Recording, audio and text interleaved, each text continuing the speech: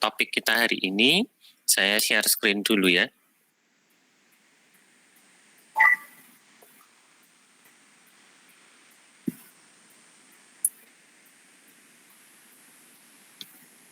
Oke, sudah bisa terlihat? Sudah, Pak. Ya. Nah, hari ini kita belum belajar topik fisika yang baru, ya. Tapi hari ini kita lebih ke arah praktek ya, ke Unity-nya. Kita akan mempelajari sebuah hal baru yang namanya dynamic rigid body. Ya, jadi topik hari ini itu adalah kita akan mempelajari physics engine, dan kemudian di dalamnya physics engine di Unity itu ada sebuah fitur atau sebetulnya komponen sih yang namanya ini tadi, ya namanya rigid body. Nah, rigid body nanti ada beberapa jenis, tapi yang kita pakai itu sementara yang disebut dengan dynamic rigid body. Ya, jenis-jenis rigid body yang lain itu nanti akan dijelaskan di kayaknya setelah UTS sih. Ya, setelah UTS. Sorry, saya lupa record. Saya sebentar.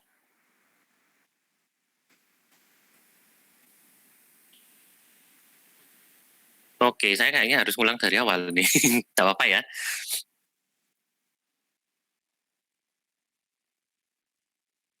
Oke, ya, jadi hari ini kita mempelajari sebuah topik yang sebetulnya ini lebih ke arah Unity sih. Ya, ada sebuah fitur atau lebih tepatnya sebuah komponen yang disebut dynamic rigid body. Ya, jadi kita tidak mempelajari topik baru hari ini untuk fisikanya ya, untuk fisiknya sendiri, tapi kita lebih ke arah praktek nanti. Nah, hari ini kita membahas apa sih? Ya, yang pertama ada yang disebut physics engine, ya, dan nanti setelah kita mempelajari physics engine, yang di dalamnya itu ada rigid body.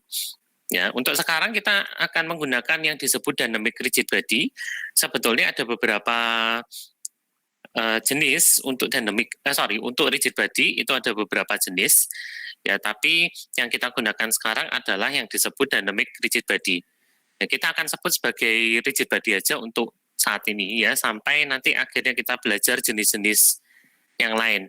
Itu kira-kira mungkin setelah UTS ya, kita akan explore jenis rigid body yang berbeda. Nah, setelah mempelajari physics engine, khususnya di dalamnya Unity, kita akan coba membuat ulang semua simulasi yang lalu-lalu, ya mulai dari GLB, terus GLBB, kemudian gerak jatuh bebas, dan terakhir gerak parabola. Ya, kita lihat yang physics engine-nya dulu deh. Ya, jadi selama 4 minggu kemarin, ya kita sudah mensimulasikan semua pergerakan kinematika pada Unity 2 dimensi, ya mulai dari GLB yang mobil gerak dari kiri ke kanan itu ya, atau bahkan serong untuk yang 2 dimensi. Terus ada GLBB dengan acceleration, terus ada gerak jatuh bebas, kalau tidak salah ini yang boulder itu ya, yang ada batu dijatuhkan, dan terakhir projectile motion yang kemarin sudah dijadikan PR ya. Nah, ini relatif mudah untuk disimulasikan dari nol sih. Ya, dan kadang-kadang kita memang harus mensimulasikan physics itu dari nol ya.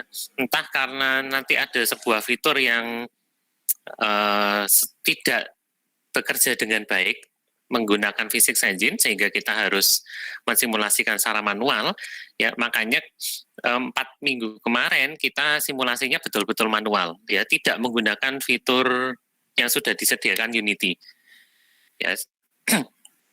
Jadi mungkin yang sudah banyak eksplorasi mungkin sudah mengetahui yang disebut rigid body kemarin. Ya, tapi bahkan untuk PR kemarin, ya saya kan tidak memberikan Anda menggunakan rigid body ya, benar-benar harus disimulasikan dari awal. Ya, ada alasannya memang itu. Ya, paling tidak supaya teman-teman tahu caranya membuat simulasi fisik dari awal, kadang-kadang akan diperlukan. Nah, tapi kalau ada komponen fisika lain yang kita masukkan ke dalam sistem, ya ingat kemarin kinematics itu definisinya adalah pengamatan sebuah benda yang bergerak tanpa memperhatikan gaya apapun yang bekerja pada sistem tersebut. Ya, tentunya pada dunia nyata tidak mungkin terjadi seperti itu. Ya, pasti akan ada sebuah gaya yang bekerja pada sistem. Nah, misalkan pada pergerakan jatuh bebas atau pada gerak peluru itu sebetulnya ada gesekan dengan udara, ya, atau wind drag di sini disebutnya, gesekan dengan angin. Kemudian ketika kita mensimulasikan sebuah benda yang katakanlah bergerak pada sebuah permukaan, itu pasti ada gaya gesek. Ya, mulai minggu depan kita akan mempelajari tentang gaya, ya termasuk gaya gesek itu. Kemudian tentang masalah momentum ketika dua buah benda itu bertabrakan, ya, apakah hasilnya berhenti begitu saja, ya, atau apakah kedua buah benda ini jadi satu, kemudian bergerak ke satu arah yang sama, atau mereka memantul, ya bergerak ke arah yang berlawanan. Nah, itu momentum akan kita pelajari di minggu ke-7, ya sebelum UTS. Ya, itu baru masalah gaya, ya. Kemudian kita baru mempelajari tentang pergerakan secara linear. Ya, kemarin ada yang sempat tanya, kalau pergerakan angular gimana? Ya, kemarin tidak dibahas sama sekali memang. Kita hanya mengamati pergerakan yang secara linear.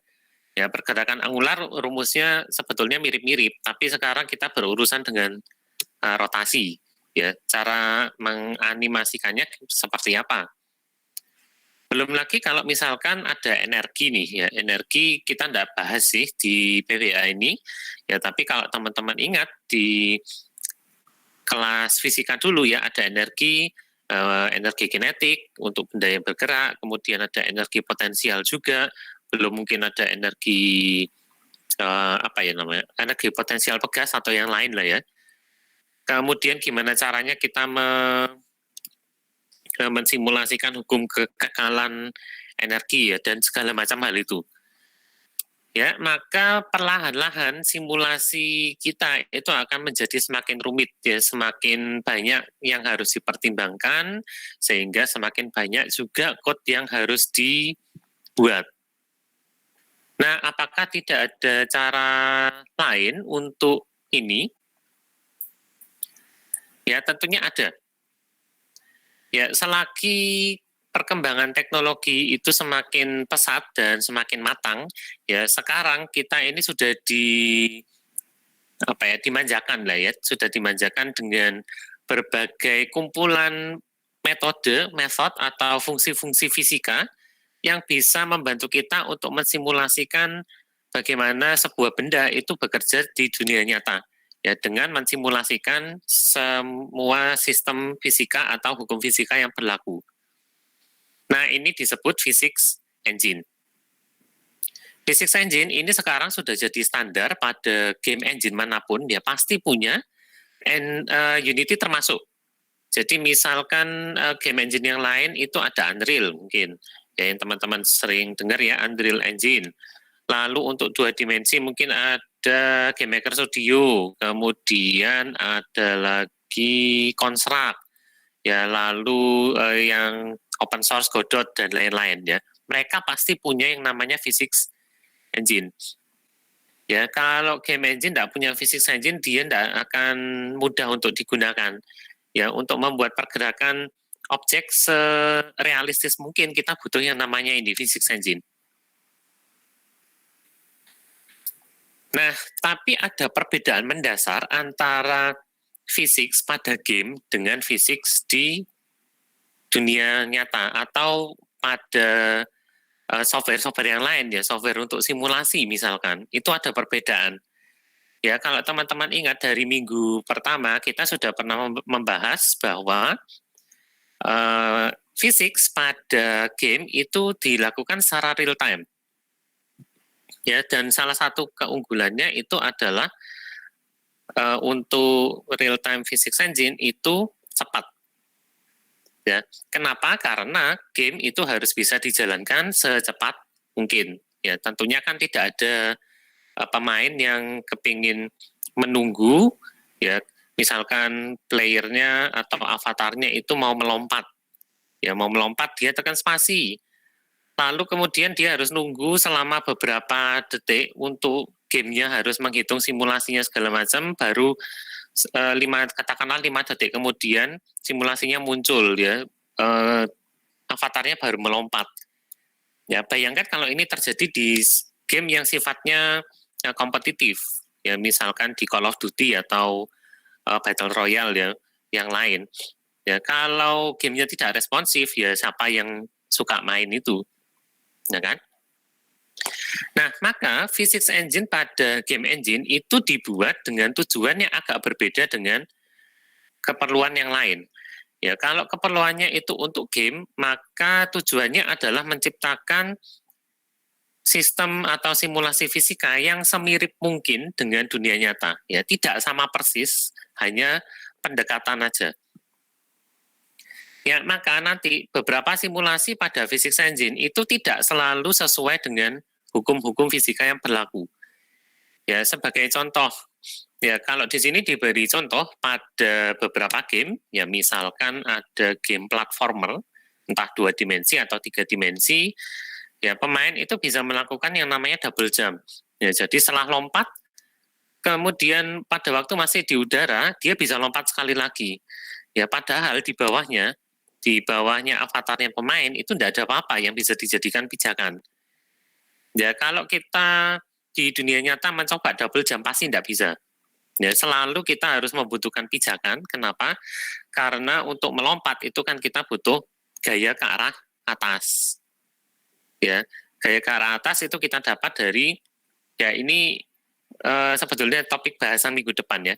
Ya, kalau kita melompat itu kita butuh nekan tanah sehingga tanahnya itu memberikan sedikit reaksi yang arahnya berlawanan sehingga kita bisa melompat. Kurang lebih seperti itu. Nah, kalau tidak ada apa-apa di bawahnya si kaki avatarnya, ya mana bisa melompat, ya. Kita kalau lagi melompat di udara, tidak ada apa-apanya, ya tidak bisa kan melompat lagi. Nah, itu, ya. Maka perlu diingat ya satu hal ini, physics engine itu pendekatan saja dan tidak selalu sesuai dengan hukum fisika yang ada.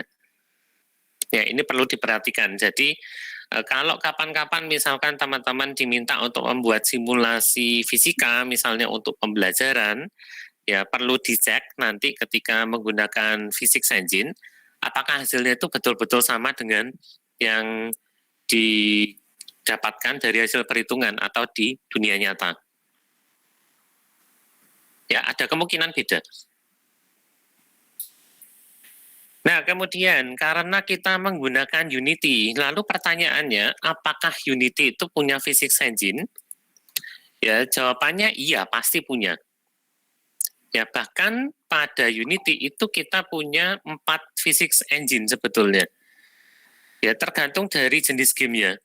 Kalau gamenya yang dibuat itu 2 dimensi, seperti yang kita lakukan selama setengah semester awal ini, ya, maka nama engine-nya adalah Box2D.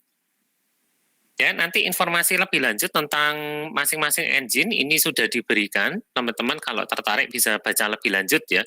Box2D ini implementasinya gimana. Lalu pada game 3 dimensi itu kita menggunakan bantuan dari NVIDIA, ya. NVIDIA punya physics engine sendiri namanya NVIDIA Physics. Ya, PhysX, ya. Nah, lalu untuk project-project Unity yang lebih baru di sini definisinya adalah kira-kira mulai Unity 2019, ya, yang menggunakan sebuah fitur namanya dots, tapi kita tidak mempelajari ini, ya, jadi ini sekedar tahu aja. Kalau projectnya itu menggunakan dots, maka Unity menyediakan package yang lebih baru, ya, namanya Unity Physics.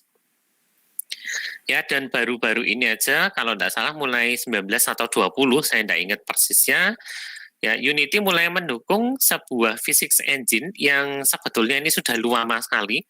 Ya, teman-teman yang main beberapa game mungkin pernah ingat atau pernah lihat paling tidak sekali, ya sewaktu yang menunggu gamenya loading ya, atau waktu baru pertama kali di awal-awal ya, waktu buka gamenya ada splash screen, itu kadang-kadang ada made with Unity Engine atau made with Unreal Engine ya. Terus kadang-kadang di belakangnya ada simbolnya Havok ya. Havok ini simbolnya saya rada lupa, kalau tidak salah kayak gerigi gitu sih. Ya, dia sudah cukup lama. Havok ini sudah dari saya rada lupa tahun berapa, sudah lama banget ya, tapi sudah dipakai untuk membuat atau mensimulasikan fisik. Nah, ini saya tunjukkan sebentar. Ini ya simbolnya Havok, mungkin pernah lihat ya. Ini sudah cukup lama sih ya, kira-kira tahun 2000-an ya. Nah, kalau menggunakan fitur dots, ini Havok juga tersedia. Nah, untuk kita, ya karena kita mempelajari 2D games, untuk saat ini kita hanya menggunakan 2D Physics Engine. Ya, setelah ini akan ada tutorialnya ya untuk menggunakan Physics Engine. Nah, salah satu fitur dari Physics Engine di Unity, ya, atau mungkin di beberapa Physics Engine yang lain, di game engine yang lain, yaitu menggunakan atau ada sebuah fitur yang namanya rigid body. Ya, kita secara kasar menerjemahkan ini sebagai benda pejal. Ya, tapi setelah ini kita akan menggunakan istilah rigid body aja ya, supaya sama dengan namanya di Unity. Ya, rigid body ini apa? Nanti silakan dibaca-baca, bisa dibaca-baca sendiri di sini ya, ada, saya sudah ngelingkan dokumentasinya. Paling enggak sekarang asumsikan aja bahwa rigid body ini membuat kita bisa menggunakan simulasi fisikanya dari Unity, ya dari box 2D tadi, asalkan rigid body ini dipasang ke sebuah game object. Ya, jadi kalau mau menggunakan sebuah simulasi fisik untuk sebuah game object, maka kita harus memasang sebuah komponen baru yang namanya rigid body. Nah, caranya gimana? Nah, setelah ini saya akan mengutus Anda untuk mulai buka Unity lagi, ya, dan di Classroom, mana Classroom saya? Ya, Classroom itu sudah ada tutorialnya, ya. Cukup singkat di sini, cuma 33 menit, ya, dan teman-teman akan mensimulasikan 4 kinematik sekaligus, ya, mulai dari GLB, GLBB, bahkan pertama kali nanti yang disimulasikan secara tidak sengaja itu adalah gerak jatuh bebas duluan. Ya, nanti dicoba aja, silakan ikuti tutorial yang sudah disediakan di sini. Ya, itu dulu tentang pengantarnya. Jadi mulai minggu ini kita akan menggunakan Physics Engine ya. Kita akan menggunakan rigid body langsung. Ya, kita sudah tidak lagi mensimulasikan physics mulai dari nol. Ya, kalau teman-teman kepingin sih nanti bisa silakan simulasikan sendiri, tapi berarti teman-teman harus bawa code-nya dari minggu pertama kemarin ya. Harus bisa mensimulasikan GLB dan GLBB, GLBB-nya pun bukan kedua arah, ya GLB, GLBB dan minimal gerak peluru. Ya, gerak peluru kan GLB ke sumbu X dan GLBB ke sumbu Y. Ya, tapi nanti yang saya ajarkan mulai minggu depan itu sudah menggunakan rigid body, jadi tidak usah khawatir ya. Kita tidak akan mensimulasikan dari nol lagi. Nah, ada pertanyaan sebelum teman-teman sekalian pindah ke Unity?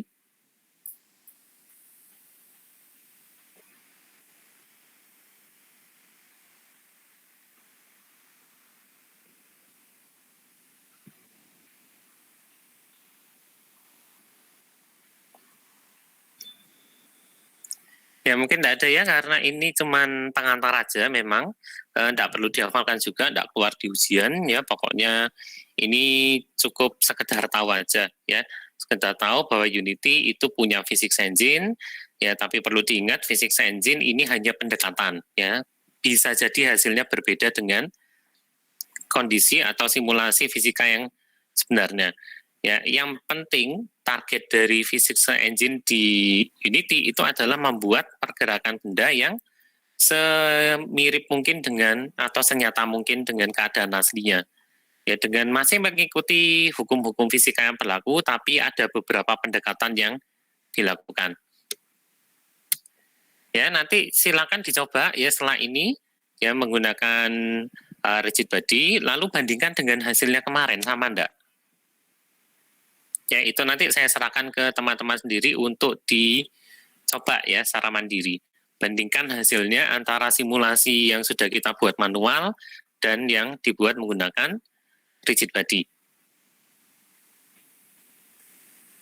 Ya, kalau gitu sampai sini dulu ya. Setelah ini silakan mulai pindah ke Unity ya.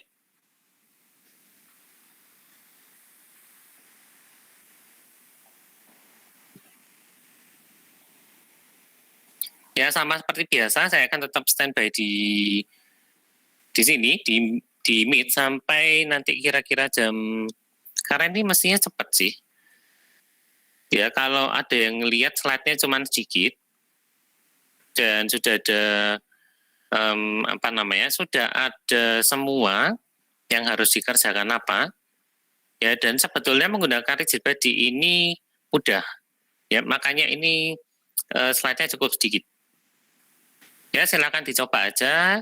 Saya tetap akan ada di sini sampai jam 12 saja kali ya. Ya, sampai jam 12 nanti kalau ada yang mau tanya-tanya, misalkan ada yang error atau ada sesuatu ya, boleh balik lagi ke sini. Untuk ditunjukkan ya di share screen ini yang salah sebelah mananya. Ya, tapi untuk saat ini silakan ya, kalau mau meninggalkan Meet-nya boleh ya, silakan lanjutkan ke tutorial yang ada di Classroom ya.